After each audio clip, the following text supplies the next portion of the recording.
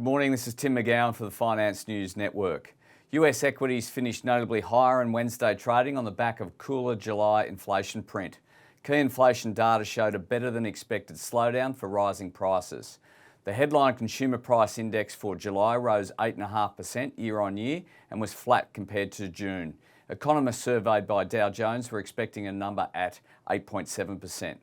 Overnight, the Dow Jones Industrial Average gained 1.63%, the S&P 500 gained 2.13%, while the Nasdaq rose 2.89%.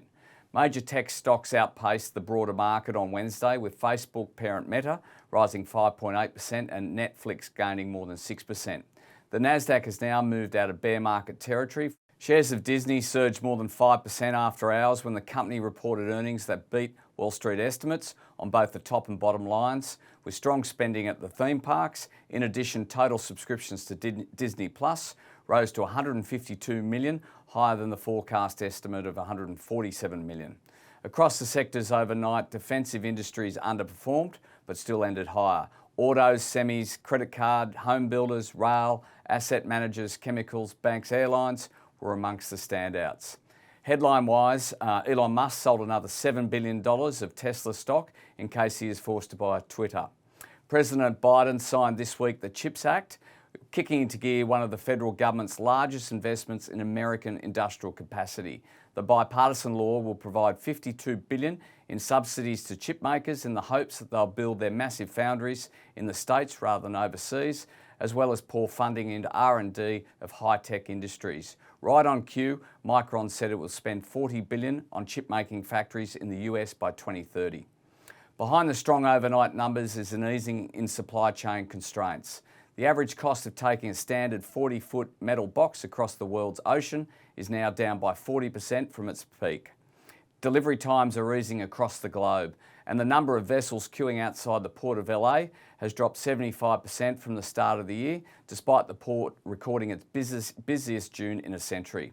The Global Supply Chain Pressure Index, set up by the Fed Reserve Bank of New York, is down 57% in July from its peak.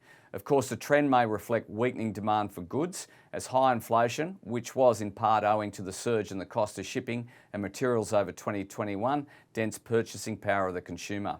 Whilst the easing of supply constraints is a step in the right direction, in the background the road to pre-pandemic supply chain levels may take years to normalise. Either way, the battle between inflation and the purchasing demands of the global consumer is now a dominant factor that is playing out in the global supply chain. On the currency front, the US dollar index was down 1.1%, though off its worst levels. One Australian dollar has strengthened compared to the US dollar yesterday, buying 70.84 US cents. On the commodity front, iron ore futures are pointing to a flat start. Gold added 0.1%, silver was up 1.3%, copper rose 1.8%. Oil prices rose on Wednesday, rebounding from losses early in the session on a lift from encouraging figures on US gasoline demand, and a lower than expected US inflation figure drove investors into riskier assets.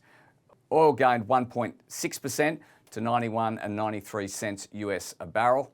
On the corporate earnings front today, we expect reports from AMP, Mirvac, QBE and Telstra, and on SPI futures this morning are pointing to a 1% gain. This is Tim McGowan for the Finance News Network. Have a great day.